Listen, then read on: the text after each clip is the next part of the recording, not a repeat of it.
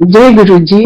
सबसे पहले गुरु जी के श्री चरणों में प्रणाम और सारी संगत को बहुत प्यार भरा नमस्ते। संगत जी, हमने सुना है कि जब इंसान बिल्कुल कहते हैं ना अपने बिल्कुल लोएस्ट पॉइंट पे होता है, जब आपको लगता है कि आपका दुनिया में कोई नहीं है, आपका कोई सहारा नहीं है, कोई साथ नहीं है, उस वक्त हमने ये सुना था बचपन से कि उस वक्त परमात्मा आके आपका हाथ थाम लेते हैं। और हमारे साथ एग्जैक्टली यही हुआ। 2007 में मेरे हस्बैंड क्योंकि आर्मी से हैं, हमको मेरे हस्बैंड की पोस्टिंग आई असम में, जहां उनको जाके एक यूनिट रेस करना था। जो फौजी है वो समझेंगे कि यूनिट कमांड करना जो है ये एक बहुत बड़ी रिस्पॉन्सिबिलिटी होती है, और नई बटालियन को रेस करना जो है ये उससे भी ज्यादा चैलेंजिंग काम होता है, क्योंकि you have to start from a scratch. और क्योंकि मेरे हस्बैंड दिल्ली आर्मी हेडक्वार्टर से जा रहे थे असम, तो हमको पता चला कि हमारे साथ जो ऑफिसर्स पोस्ट हुए थे उस यूनिट में, उसमें से एक ऑफिसर जो था वो थोड़ा सा प्रॉब्लमेटिक था। फौज एक ऐसी ऑर्गेनाइजेशन है जहां पे आपकी रेपुटेशन, आपका नाम जो है वो आपसे पहले ट्रैवल करता है। और इस अफसर के बारे में सबको मालूम थी ये बात कि ये अफसर जो है ये प्रॉब्लमैटिक है और ये अपने सीनियर्स के लिए हमेशा कुछ ना कुछ प्रॉब्लम्स करता है। तो पीपल सजेस्टेड माय हस्बैंड कि आप क्योंकि यहाँ पे हो तो आप इस अफसर का पोस्टिंग कैंसिल करवा के किसी और की पोस्टिंग आप अपने यूनिट में डलवा लो, क्योंकि नई बटालियन है, नई रेजिंग है, तो उसमें आपको अपने जो ऑफिसर्स हैं उनका साथ बहुत जरूरी होता है, बहुत जरूरी चाहिए होता है। I don't know what happened, my husband just refuse, he says नहीं, मैं इस ऑफिसर की पोस्टिंग चेंज नहीं कराऊंगा और ये मेरे साथ मेरी यूनिट में जाएगा, और या तो ये वहां से चेंज होके निकलेगा, नहीं तो I will learn a lesson for life. I really don't know Guruji ने ये शब्द मेरे हस्बैंड के मुंह से उस वक्त क्यों निकलवाए। We didn't know what was in store for us then. जब हम असम गए, और जैसा मैंने आपसे कहा कि ये you have to start from a scratch, तो my husband was very very busy meeting people और इधर उधर लोगों से मिलना जुलना, and he was really busy. उस चीज का फायदा उठा के इस ऑफिसर ने, true to his name, he created some problem. इसने कुछ गड़बड़ की, बहुत गलत काम किए, और जब तक ये लाइमलाइट में आया, जब तक मेरे हस्बैंड को पता चला, actually it was a little late. तो हम एक्चुअली बहुत ज्यादा कुछ कर नहीं पाए, और जिसका नतीजा ये हुआ कि क्योंकि सीओ जो होता है यूनिट का, he is like a father of the घर, कि जब कुछ बच्चे कुछ गलत काम करते हैं तो माँ बाप को भुगतना पड़ता है उसका। और यही कुछ हमारे साथ हुआ। मेरे हस्बैंड की इतने सालों की कमाई हुई नाम, इज्जत, उसको एक दाग लग रहा था। और फौज में जैसा मैंने कहा कि आपके यूनिट पे कोई, आपकी यूनिफॉर्म पे कोई दाग नहीं लगना चाहिए। आपके लिए फौज में हमारी कमाई जो होती है एक नाम भी होती है। And my husband being a very very sincere, very honest officer, उनका एक बड़ा नाम है फौज में, और you know that was being tarnished because of his doings और अदर मिस डूइंग्स। सो ये चीज हमको बहुत खा रही थी, and it was actually troubling us. और ये हमारी जिंदगी का एक बहुत ही आई वुड से कि बहुत खराब पॉइंट था हमारी जिंदगी का। हमने सब जगह ट्राई किया, सब कुछ करके देखा, वो कुछ हो नहीं रहा था। और जैसे मैंने कहा कि जब सारी दुनिया आपका हाथ साथ छोड़ देती है तो उस वक्त ईश्वर आपका हाथ पकड़ता है। और 2009 में हम उस वक्त दिल्ली में थे, क्योंकि मेरे पेरेंट्स दिल्ली में थे, तो मैं दिल्ली आई हुई थी। और हमको किसी के थ्रू पता चला कि ऐसे एक गुरुजी का आश्रम है दिल्ली में, भाटी माइंस में। हमको उन्होंने कुछ बहुत ज्यादा नहीं बताया, हमको सिर्फ दो चीजें पता चली मंदिर के बारे में। एक तो ये कि वहां पे कुछ प्रसाद जो है वो थोड़ा अनयूजुअल होता है, समोसा, ब्रेड पकौड़ा, चाय, जो किसी बाकी मंदिरों में प्रसाद नहीं होता। और दूसरा ये कि अमूमन जो शिवलिंग है वो मंदिर के अंदर होता है, और इस मंदिर में शिवलिंग जो है वो बहुत बड़ा है और मंदिर के ऊपर है। और वो शिवलिंग बिना किसी सपोर्ट के इतना हैवी स्ट्रक्चर कैसे खड़ा है, बेसिकली हम ये देखने गए थे, क्योंकि मेरी बेटी उस वक्त आर्किटेक्चर की स्टूडेंट थी, तो शी गॉट रियली इंट्रिग्ड कि देखे जाके ये स्ट्रक्चर खड़ा कैसे है। संगत जी, मैं, मेरे हस्बैंड, मेरी बेटी और मेरे ब्रदर, हम चारों जने मंदिर पहुंचे। और जो पहला कदम हमने मंदिर में रखा है, हमको बहुत ज्यादा समझ नहीं थी और बहुत ज्यादा कुछ पता भी नहीं था, लेकिन एक ऐसी फीलिंग जरूर आई कि जो आपकी कॉलिंग होती है, जैसे कोई जगह आपको बुलाती है ना, ये शायद वो जगह थी। एक ऐसी फीलिंग हम सबको आई, सिर्फ मुझे नहीं, हम चारों को ये फीलिंग आई। और जैसा हम जानते हैं कि 2009 में ना तो इतनी संगत होती थी और ना ही कोई लाइन्स, ना ही कोई सेवादार से आपको गाइड करने के लिए, पता हमको कुछ था नहीं। हमने ना तो समाधि पे मत्था टेका और जाके सीधा प्रसाद की लाइन में लग गए। उन दिनों प्रसाद मेन हॉल से पहले जो लेफ्ट साइड में एक छोटा सा स्ट्रक्चर है, वहां मिला करता था। लाइन में थे, सबसे आगे मेरे हस्बैंड थे। उस दिन प्रसाद हमको मिला, एक ब्रेड पकौड़ा, एक लड्डू था और एक चाय प्रसाद। तो we were really nice that my husband took out his wallet to pay for the prasad. मतलब हमारा इंट्रोडक्शन गुरुजी के दरबार में ऐसे हुआ। और जैसे ही अंकल ने अपना वॉलेट निकाला, वो जो सामने सचिन अंकल थे, मुझे याद है, उन्होंने एकदम से हाथ जोड़ दिया और कहा, अंकल प्लीज यहाँ ये सब नहीं चलता, आप प्लीज प्रसाद खाइए। हम कहीं से घूम फिर के गए थे, तो अंकल को शायद भूख भी लग रही थी, तो अंकल ने बोला, फिर अंकल मैं एक ब्रेड पकौड़ा और लूंगा। अंकल ने फिर हंस के हाथ जोड़ के बोला, अंकल आप एक नहीं, आप 2 बार ही आइए, लेकिन इसको पूरा खत्म कीजिए और उसके बाद लाइन में लग के दोबारा से आप आइए। अंकल ने वो ही किया, जाके दोबारा लगे और फिर से प्रसाद दिया, क्योंकि ब्रेड पकौड़ा का साइज बहुत बड़ा था। उस वक्त अंकल से वो पूरा ब्रेड पकौड़ा खाया नहीं गया। उन्होंने ही हैड अबाउट 3/4 या शायद उससे भी थोड़ा ज्यादा खाया, और एक छोटा सा टुकड़ा जो उनसे खाया नहीं गया, he didn't realise, actually we did not know anything. उन्होंने वो प्रसाद का वो छोटा सा टुकड़ा एक जो कटोरा था उसके साथ ही उन्होंने डस्टबिन में फेंक दिया। संगत जी, हमको बिल्कुल पता नहीं था कि प्रसाद गुरु जी का क्या होता है और वो क्या करता है। ये बात हमको बहुत बाद में समझ में आई कि गुरु जी का जो प्रसाद है उसका एक एक कण हमारे ना तो इंटरनल, ना एक्सटर्नल, ना सोशल, कोई भी जितने भी जो हमारे आसपास नेगेटिविटी होती है उन सबको वो दूर करता है, ट्रीट करता है। It is a medicine for us basically. उसके बाद हम मेन हॉल के अंदर चले गए। जब अंदर जाके बैठे हैं तो बड़ा अच्छा लगा, बहुत साफ सुथरा, बहुत साफ सफाई, बहुत शांति। It was very unlike any other mandir that we had been to.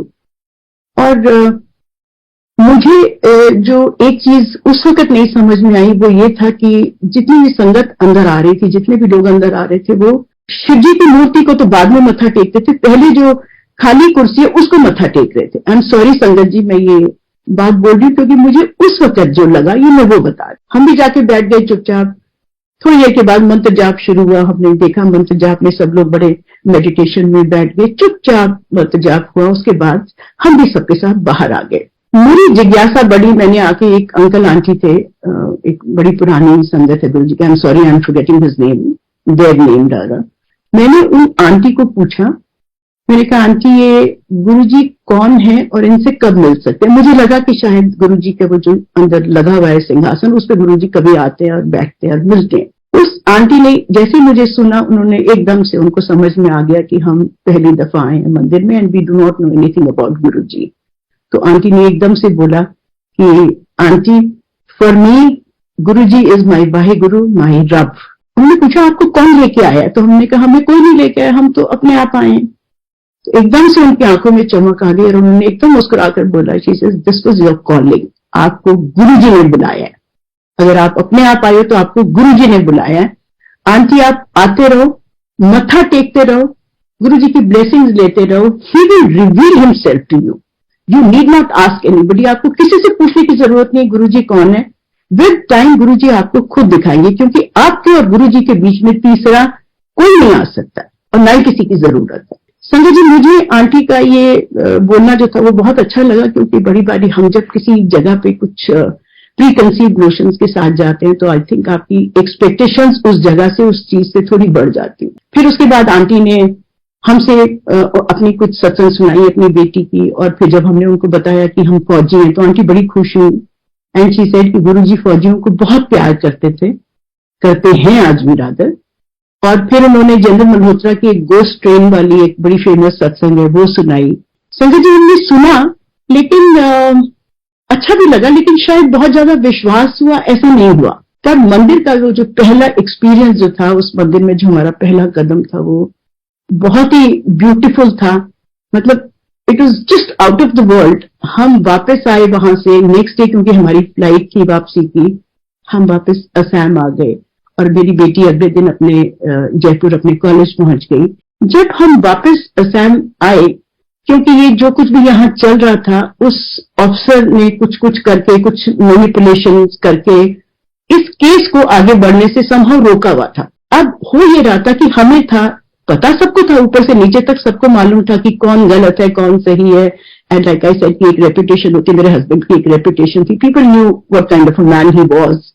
सो सबको सारी कहानी पता थी, लेकिन जब तक ऑफिशियली अगर कोई चीज आउट हो जाती है तो वो ऑफिशियल तरीके से ही फिर वो बंद होनी होती है।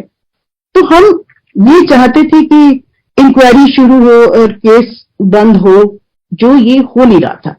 हम जब मंदिर में मत्था टेक के गए, सरप्राइजिंगली हमारे जाते ही जो केस था उसने एक बड़ी स्पीड पकड़ी और फटाफट इंक्वायरीज हुई और जो जो कुछ भी प्रोसीजर्स थे, I don't need to go into the details, वो सब कुछ हुआ।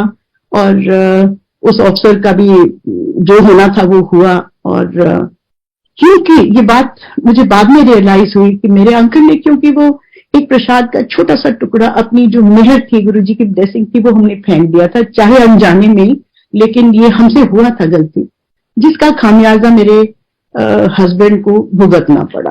संगत जी, इस सारे एपिसोड में मेरे हस्बैंड का जो नाम था वो थोड़ा सा खराब हुआ, क्योंकि होता यह है कि लोगों को बहुत कुछ पता होता है, कभी नहीं भी पता होता, लेकिन एक चीज जब फैलती है तो कहीं ना कहीं उसका इफेक्ट जरूर होता है। उसकी वजह से मैं और अंकल हम बहुत बहुत ज्यादा परेशान थे।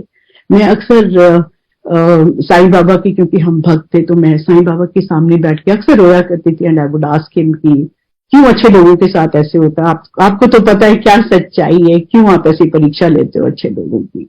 ये सारी चीजें जब हो रही थी, तो इस बीच हम जब ये सब हुआ तो उसके बाद अब गुरुजी ने, क्योंकि ये स्पीड अप कराया था सारा प्रोसीजर और सब प्रोसेस और सब कुछ हुआ, तब हमारी पोस्टिंग की हम वेट कर रहे थे। हमारी पोस्टिंग नहीं आ रही थी। रोज सुनते थे कि आज यहाँ पोस्टिंग आ गई, वहां पोस्टिंग आ गई, लेकिन पोस्टिंग हमारी आ नहीं रही थी। इसी बीच क्योंकि गुरुजी को ये था कि हमारा नाम थोड़ा सा मेरे हस्बैंड का खराब हुआ था, वो हमारा नाम, हमारी इज्जत हमको वापस दिलाने के लिए गुरुजी ने हमको दिल्ली में बुलवाया। और दिल्ली में एक प्राइम मिनिस्टर की टीए परेड होती है, जिस परेड का ऑफिसर इंचार्ज बना के हमको दिल्ली आर्मी हेडक्वार्टर में एज एन एडिशनल ऑफिसर बुलाया। यहाँ आके मेरे हस्बैंड ने जो काम किया उसकी बहुत सराहना हुई, right from our seniors to the defence ministry to PMO office, सबने बहुत सराहा। और ये गुरुजी का एक तरीका था, जैसे मैंने कहा, हमारा नाम वापस देने का, हमारी इज्जत हमको वापस देने का। Thank you so much Guruji, thank you. हम जब दिल्ली आए, क्योंकि हमारी पोस्टिंग तब तक नहीं आई थी, हम टेम्परेरी थे वहां पे, we were staying in the mess. उस वक्त हमारा मंदिर आना जाना शुरू हुआ। हर सैटरडे को और हर मंडे को हम बड़े मंदिर जाना शुरू हुए और गुरुजी के यहाँ जाते थे, मत्था टेकते थे, सत्संग सुनते थे, लंगर प्रसाद खा के आते थे। और हर फ्राइडे को दिल्ली में एक सत्संग पहले होती थी, हर वीक, ओल्गा आंटी की सत्संग। उसमें मुझे कोई एक दफा ले गया तो मैंने वहां जाना शुरू कर दिया। अब ओल्गा आंटी के यहाँ और मंदिर में भी जो पुरानी संगत से जिनसे भी हम सत्संग सुनते थे, वो जब अपने एक्सपीरियंसेस हमारे साथ शेयर करते थे कि उन्होंने गुरुजी के साथ बैठे, बात की, उनको छुआ, उनकी सेवा की, मैं सच्ची बताऊंगी गुरुजी, संगत जी, मुझे कहीं ना कहीं जलन होती थी अंदर कि गुरुजी, मैंने आपको क्यों नहीं देखा, आपने हमको क्यों नहीं बुलाया। हम तो इतना पास रहते थे, हम तो दिल्ली में ही थे और इतना पास हमारा माता के मंदिर आना जाना था, हमें क्यों नहीं कभी आपके बारे में पता चला, मैंने क्यों नहीं आपको देखा। संजय जी, अगर आपको याद हो तो 2006-07 में एक टीवी में प्रोग्राम आता था, साईं तेरे कितने हाथ, तो उसमें मैं हर एपिसोड के बाद ये सोचती थी कि वो कौन सी रूहें होती हैं, वो कौन सी ब्लेस्ड सोल्स हैं, वो जो उस वक्त धरती पे आती है जब ईश्वर आते हैं। और ये चीज सोची कि हमने सिर्फ गुरुजी को मिस किया जस्ट बाय 2 years। एक अंदर से मुझे कहीं ना कहीं एक बहुत बेचैनी होती थी। और जब भी मैं सत्संग से वापस अपने रूम में हम आते थे, I would sit in front of Guruji's swaroop and cry and fight with him कि मुझे क्यों नहीं बुलाया, मुझे आपको देखना है। संजय जी, हमने सबने सुना है कि आप जब बहुत शिद्दत से बहुत ज्यादा किसी चीज को आप जब करते हो तो ईश्वर को भी धरती पे आना पड़ता है। और ये मैं छोटा मुंह, मुझे माफ करें गुरु जी, मैं छोटा मुंह बड़ी बात बोल रही हूँ। हमारी, जैसे मैंने कहा, हमारी पोस्टिंग नहीं आ रही थी, तो वी वर ऑब्वियसली थोड़ा सा डिस्टर्ब तो थे हम। एंड जैसे मैंने कहा, मुझे बड़ा था, मैं उल्गा को भी बोलती थी कि मुझे अपने घर में सत्संग करना है, मुझे भी गुरु जी को बुलाना है। तो उल्गा मुझे हमेशा बोलती थी कि अभी मत बुलाओ, जब आपको घर मिल जाएगा तब आप सत्संग करना, आप मैस में मत करो सत्संग। तो मुझे एक था कि मुझे गुरु जी को बुलाना है अपने घर में। तो मैंने अंकल को बोला, 22 मार्च 2011, मुझे अभी भी डेट बहुत अच्छे से याद है, वॉज द फर्स्ट डे जब हमने अपने मेस में सत्संग किया था। सत्संग से एक दिन पहले 21 तारीख को my husband came back from office, और उनके शक्ल देख के मुझे लगा कि my husband is a very simple soul, तो उनके जो कुछ भी होता है वो शक्ल पे एक्सप्रेशन से मुझे पता चल जाता है that something was bothering him, something कुछ हुआ था ऑफिस में, किसी ने कुछ कहा। कई बार लोग कुछ बोल जाते हैं विदाउट रियलाइजिंग कि आप किसी को कैसे हर्ट कर रहे हो। तो ऐसा कुछ मुझे लगा कि हुआ है। So I told him, I said, थोड़ा सबको कल सत्संग के लिए कुछ लेना है तो कैंटीन चलते हैं, वहां से सामान लेके आते हैं। माय हस्बैंड सेड, नहीं मुझे कहीं नहीं जाना, मुझे थोड़ी देर सोना है, तुम जाओ, तुम अकेले जाओ। संजय जी, मैंने कार उठाई, 3:30 बजे का टाइम था। मेरे दिमाग में भी ये चल रहा था कि किसने कुछ कहा होगा अंकल को, क्या बोला होगा, गुस्सा था, कुछ बाहर की गर्मी थी, 3:30 बजे, मार्च का महीना, कितनी गर्मी थी। मैं कैंटीन आई हूँ, अपना एक दो छोटा मोटा जो सामान लेना था वो लेके मैं बाहर निकल रही हूँ। I was still inside the canteen. आप में से जितने लोगों ने अगर कभी दिल्ली का स्टेशन कैंटीन देखा है तो अंदर उसके पहले कुछ कुछ जगह पे लोहे के बेंचेस लगे हुए थे। When I was coming out, क्योंकि दिमाग में भी गर्मी थी, तो मेरे को कान में एक छोटी सी एक जैसे विस्पर होती है ना, ऐसे सुनाई दी, टीए गल सुन। I just avoided, I just ignored कि मन यहाँ पे कैंटीन में मुझे कौन टीए बुलाएगा ना। सो थोड़ी देर के बाद फिर मेरे दूसरे कान में बहुत ही सॉफ्ट विस्पर, टीए गल सुन, विच आई कुड नॉट अवॉइड। मैंने एकदम से अपनी शक्ल घुमाई। एक सामने एक बेंच के ऊपर एक कोई 80s में होंगे, एक बुजुर्ग सिख जेंटलमैन बैठे हुए थे। उन्होंने सिर पे एक नारंगी रंग का, मुझे याद है, एक पटका पहना हुआ था और थोड़े क्रम्पल से वाइट कुर्ता पजामा पहना हुआ था। बड़ी बड़ी ऐसे पेनिट्रेटिंग आंखें और लंबी फ्लोई दाढ़ी उनकी सफेद। और ऐसे उन्होंने ऐसे 2 उंगलियों से ऐसे इशारा मेरी तरफ करके ना कि भाई, मतलब हाँ मैं तुझे ही बुला रहा हूँ टाइप्स ना। मैंने ऐसे देखा, मैंने ऐसे सिर झुकाया और मैं उनके पास गई। मैंने उनको बोला, हाँ जी बाबा जी। तो ही सेज, बहुत ही सॉफ्ट आवाज में, बहुत ही सॉफ्ट आवाज, ही सेज, तिये बुरा ना मनाई, मैं तेन बुलाया, मैंने गेट टिकट छड़ देंगी, बिल्कुल in chest Punjabi he said. मैंने कहा हाँ जी। मैंने उनको ऐसे अपना हाथ आगे किया उनको उठाने के लिए। देन आई रियलाइज कि शायद अपने आप को उठ नहीं पा रहे थे। एक हाथ में उनके वॉकिंग स्टिक थी और एक हाथ में उन्होंने मेरा हाथ पकड़ के ऐसे बड़ी मुश्किल से खड़े हुए। और हम कोई 25-30 या शायद से थोड़े ज्यादा कदम चले होंगे, हौली हौली, बिल्कुल धीरे धीरे चल रहे थे वो। विद एवरी स्टेप संगत जी, ही वाज सेइंग, वाहिगुरु तेरे नाल है, वाहिगुरु तेरा भला करेगा, वाहिगुरु तेरे नाल है, वाहिगुरु तेरा भला करेगा। और उनकी ये आवाज, एक एक शब्द जो वो बोल रहे थे, वो मेरे कानों से मेरा सीधा दिल में उतर रहे थे।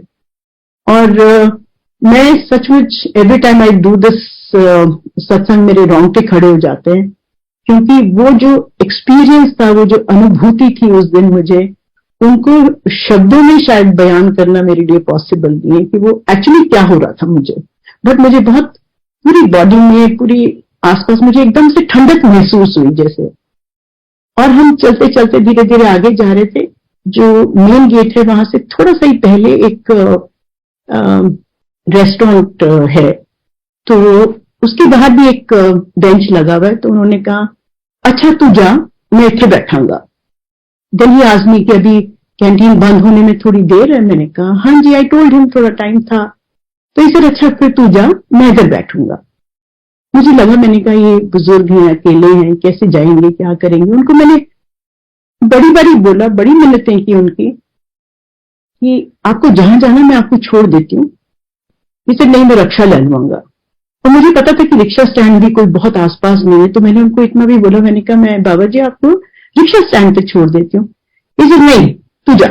फिर मुझे लगा, मैंने कहा बुजुर्ग थोड़ी देर बैठेंगे धूप में, यहाँ पे गर्मी में, तो मैंने उनको पूछा आप पानी पियेंगे? हाँ पिला दे। मैं अंदर गई, एक ठंडी पानी की बोतल लेके आई, उनको एक ग्लास में मैंने पिलाया पानी। पानी पिया। उसके बाद मैंने उनसे और पूछा और पानी लेंगे? तो ही सेड हाँ। उन्होंने आधा ग्लास पानी का और पिया। अब जब 1.5 ग्लास उन्होंने पानी पी लिया ना, तो उन्होंने वो जो ग्लास था उसको बोतल के ऊपर ही ऐसे उल्टा करके और मुझे बोला कि तू जा अभी। मैंने फिर उनको बोला, मैंने कहा जी आपको जहां जाना मैं आपको छोड़ दूंगी। Actually I was feeling sorry for him कि बुजुर्ग कैसे जाएंगे। उन्होंने फाइनली एक बॉटल जो थी मेरे हाथ में रख के and he said it in a very firm tone कि हुन तू जा।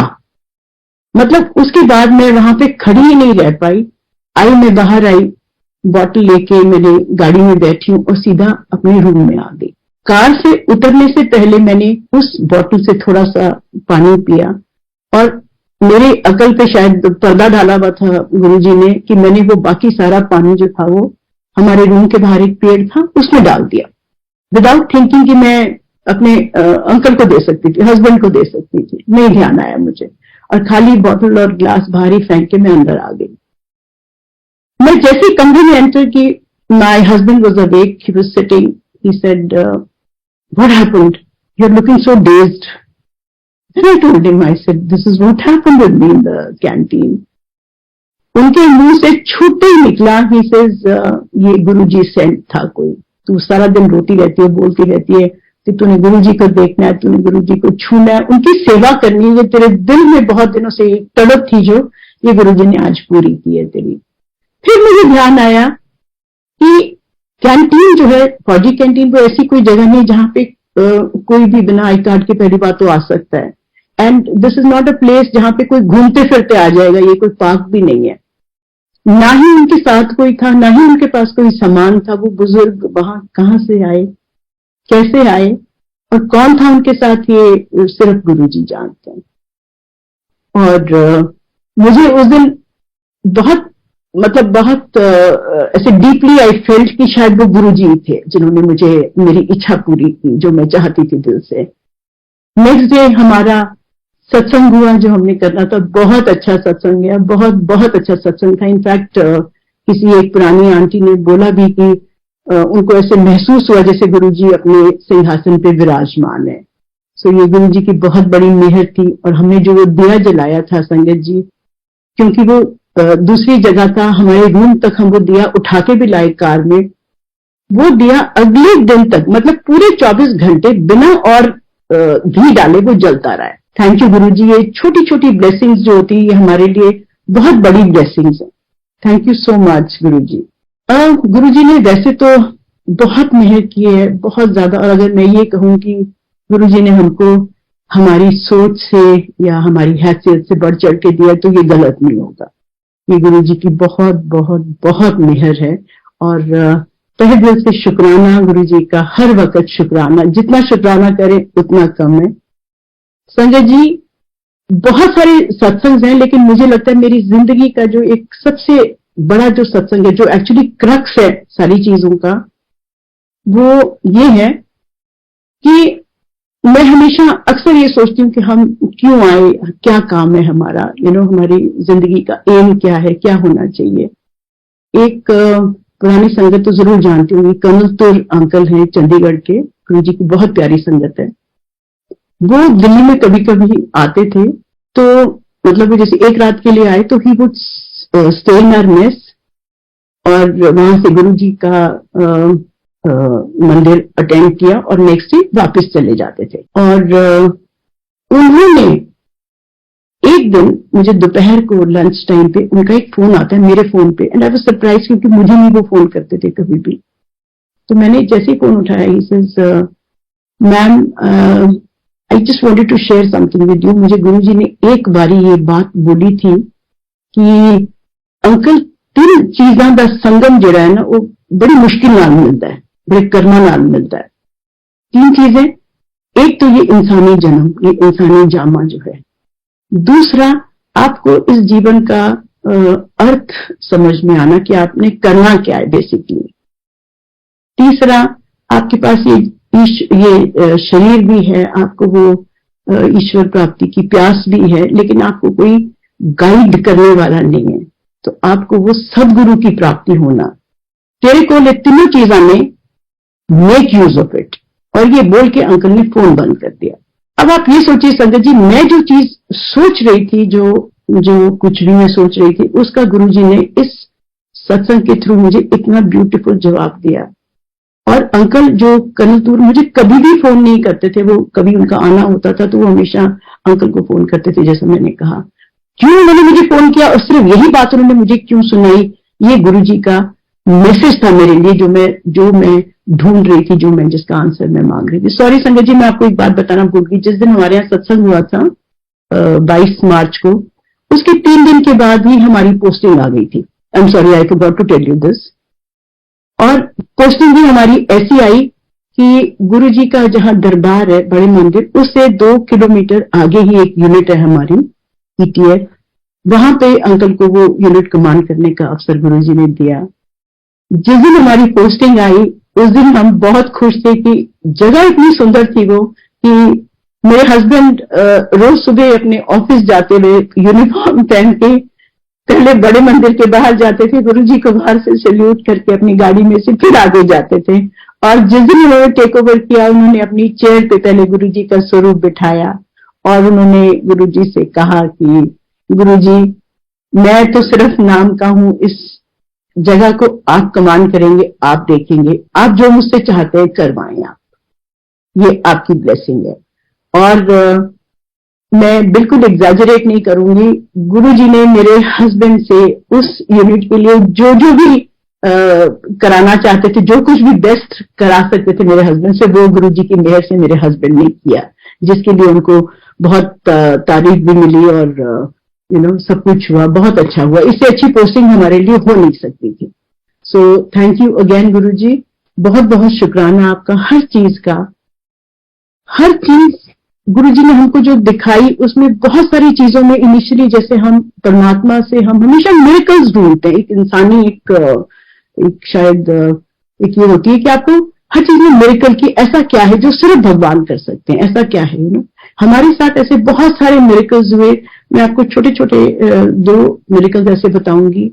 एक तो जैसे हम जब असम वापस गए, जैसे मैंने कहा कि वहां का बड़ा अच्छा एक्सपीरियंस, और आने के बाद भी जैसे हालात थे वहां के, मुझे होता था कि मैं गुरुजी के बारे में और जानूं, और जानने की इच्छा होती थी।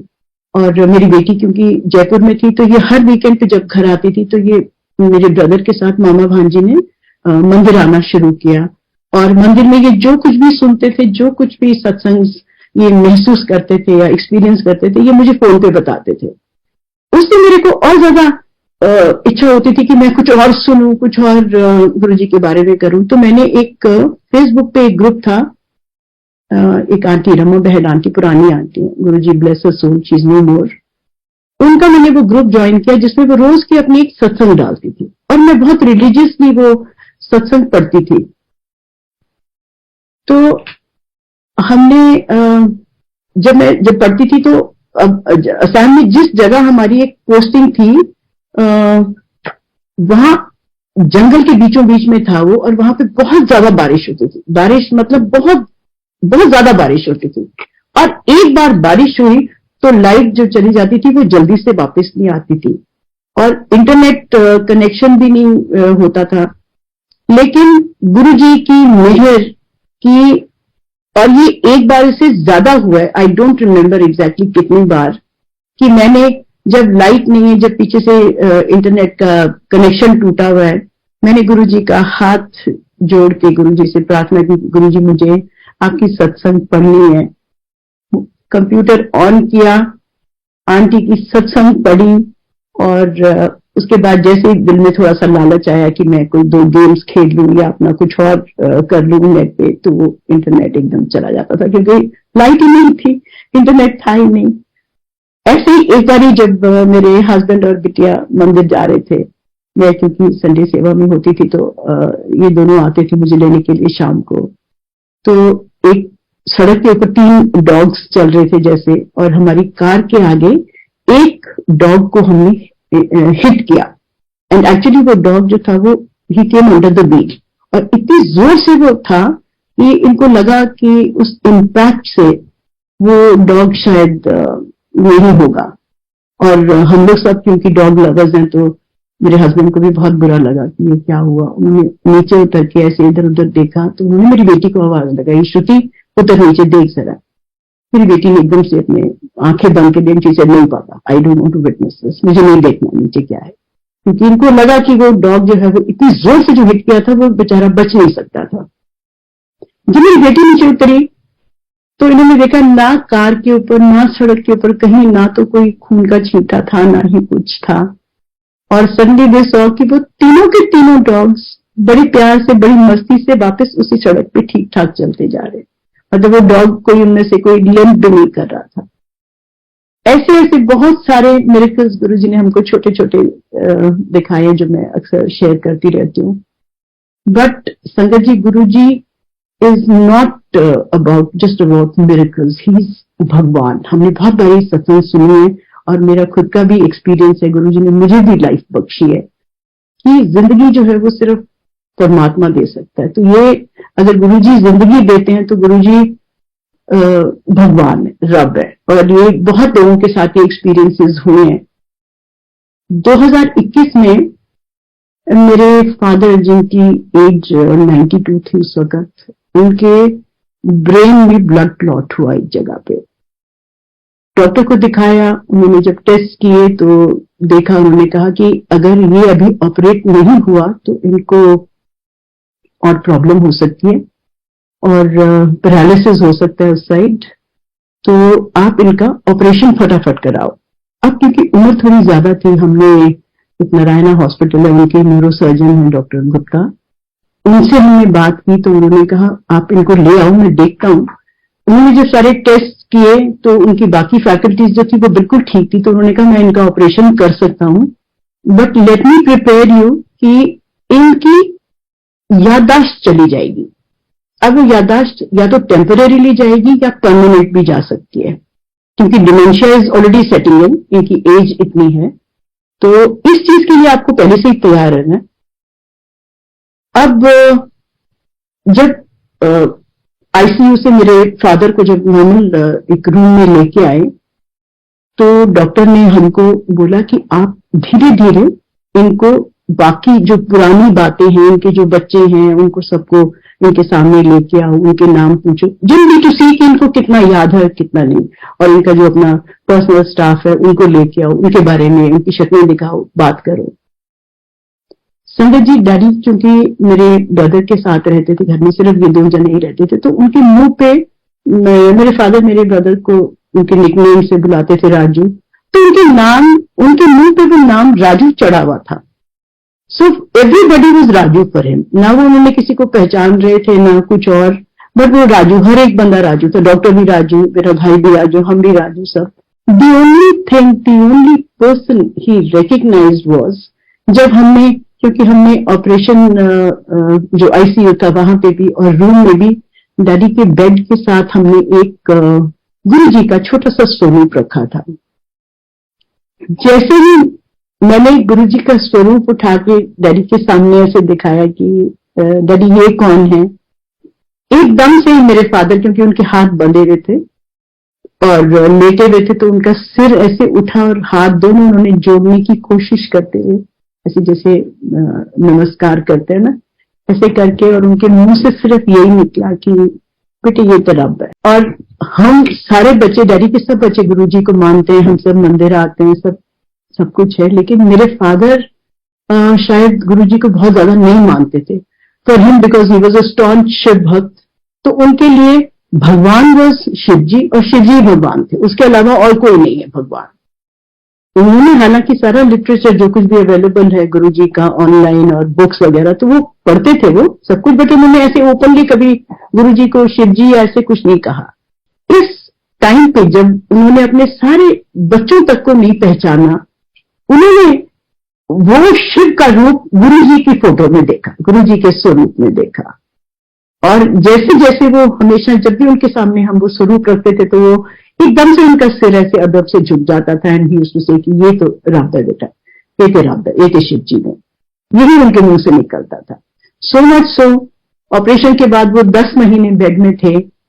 जब भी वो खाना नहीं खाते थे तो मेरा ब्रदर हमेशा उनको बोलता था कि डैडी ये तो गुरु जी का प्रसाद है। अच्छा बेटे प्रसाद है, ही यूज्ड टू ईट।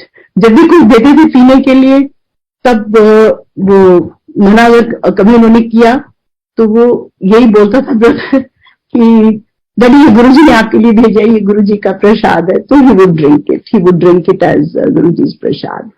और जितना टाइम भी वो बेड में रहे उस हालत में, मतलब ऑलमोस्ट 24 घंटे सिर्फ गुरु जी के ही शब्द उन्होंने सुने।